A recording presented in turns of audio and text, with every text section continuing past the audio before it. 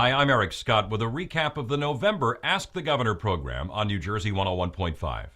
It was our first time sitting down with Chris Christie since his historic re-election victory earlier this month. He has laid out an ambitious agenda. A re-energized Chris Christie is talking education reform and tax cuts. And although he isn't promising a tax cut will be included in next year's budget, he is certainly sounding like he is leaning that way, even though Democrats have already said any tax cut is dead on arrival. You see, the Democrats set up a false choice.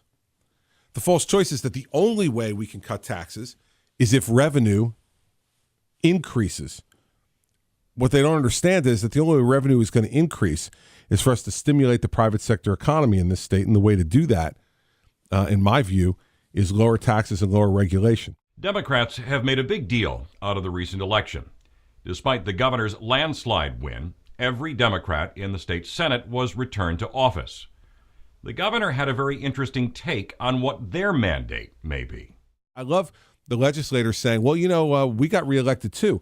Well, I watched those races. You know what they ran on? We agree with Governor Christie. Yeah. We work with Governor Christie. So they have no mandate from this election separate from mine.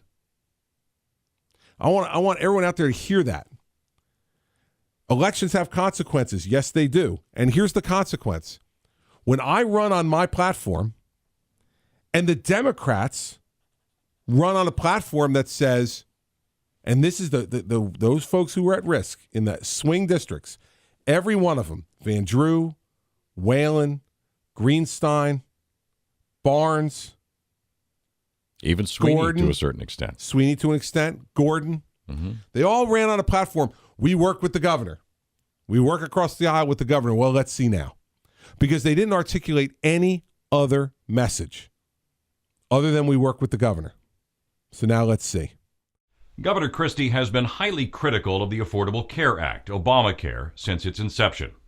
He made the decision that New Jersey would be part of the federal exchange, that we wouldn't go off on our own. He tells us he now is very grateful for that decision, that it is not his mess to clean up. But the governor says many problems will remain for New Jersey residents who are seeking health care. I mean, this is just an awful law that made no sense, and that's why I didn't get into a state exchange. So, no, I have absolutely no regrets. In fact, I'm really glad that the train wreck's not mine. Yeah. It's his. This is a disaster. And it was a train wreck that anybody who's managed anything ever in their lives could have seen coming. Of course, there continues to be speculation about Christie's future political plans. Will he ultimately run for president? He is perhaps the biggest political celebrity in a generation. He's on all the morning talk shows. He's on all the late night talk shows. He's even a topic of conversation on The Simpsons. But to Christie's kids, he's still just dad. We had an opportunity to get an inside look at the relationship Christie has with his kids and the role they may play in any future political aspirations. I mean, they think it's kind of funny, and they don't view me any differently. Like, they know other people view me differently, and they're aware of the circumstances. But their attitude is kind of like, I'm dad, and it's never really changed. And I think a lot of that goes back to us not moving when I got elected, and staying in the same house. They're with the same kids in the same schools, and so their lives don't get affected every day by it. It's more when they're with me out someplace. It's Bridget now takes pictures. She's very good with an iPhone now too at 10 years old, and she'll take pictures of folks with me, and I try to make them a part of it so that they don't feel put upon by it.